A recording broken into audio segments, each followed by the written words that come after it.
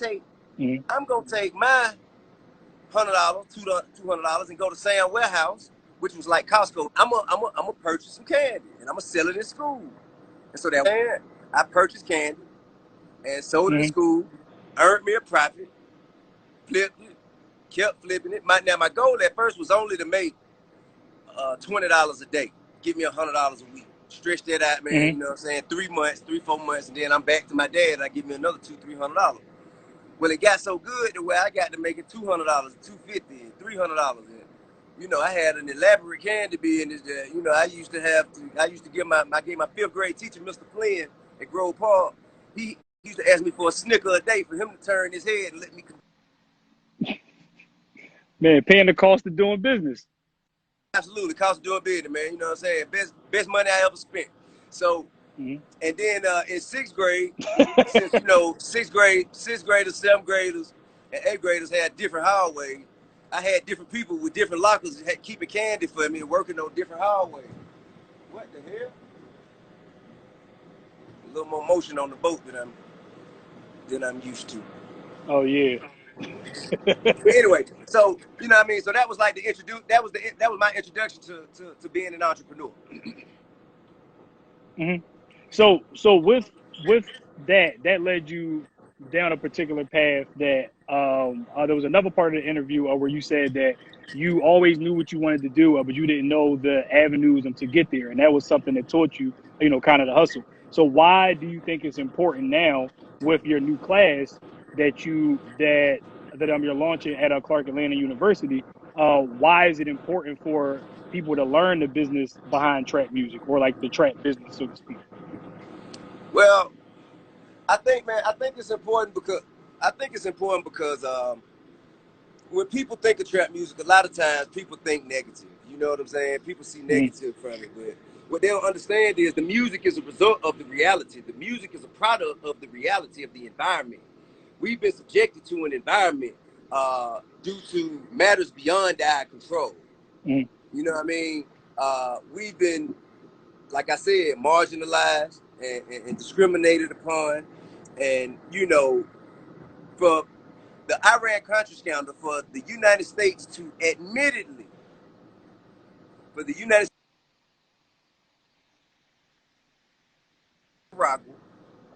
what the hell does the United States need with loads of cocaine? Why would they trade guns for loads of Mhm. cocaine? I'll answer that question because they needed another way to fund other projects that they could not fund with tax dollars. So Mhm. it must have been something illegal to where you could not justify using the American people's tax dollars to do it. All right. Mhm. So they took this cocaine and they used it for whatever it is they say they needed it for. But in addition to that, they also flooded our communities with it to keep us marginalized, to keep us financially enabled, incapacitated. But the thing is, black people at the time couldn't afford cocaine. You know what I mean? They could afford a little weed. Mhm. Cocaine was a rich man's drug. So what did they have to do? Yeah, They that had wasn't to for make us. it affordable. They had to make it affordable. How did they make it affordable? They got some scientists somewhere to mix some cocaine, some water, some baking soda, put it on fire, and then they had crack. Now listen, didn't no black man just stumble up. Didn't no nigga in the ghetto just stumble up on how to make crack. Ain't nobody gonna risk blowing they whole pack just because they trying to try something. That didn't work. It didn't work that way. Facts. They got the recipe to somebody and they infested the communities with it. And after they did that, they went and waged war on those same communities that they put crack inside of. Changed the laws to where crack was charged 100 to 1 as to cocaine. Mhm.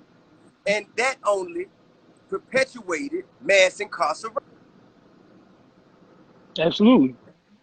Now, So these. when things like that happen, that's easily entrapment. Everybody locked up for crack right now, man, should have a strong case for entrapment, Mhm. but they don't. All right. And the results of all of that is, you know, our communities being in the dire state that they in today. Now, there can be no bad without good. So what is the good to come out of that? We built industries off of it. Hip hop came from the conditions of our neighborhood. The first hip hop song is called "The Message," I believe, if I ain't mistaken, and it's really talking about why things are so more fucked up, so much more fucked up in our communities than it is than across the everywhere street else. or down the road where white people stay, and we don't have the same opportunities available to us. Hip hop came from that. We had to create our own culture, create our own industries. Trap music is a result of that. They didn't count on us taking our experiences and packaging them as philosophical presentations, set the music, and that so many people would relate to it that it would become $1 billion industry. That is a process, a business to that. You know what I'm saying? And that business is the business of trap music. And that's what I be teaching the club. So we spoke a little bit before about when you were saying that this class is a version of what you taught when you were in prison, right? And we talked about, not quite. What I said was, wait a you minute. spoke briefly not about quite. how. Well, not quite. Go ahead. What I said was that I taught a class in prison. It was called thinking outside of the box.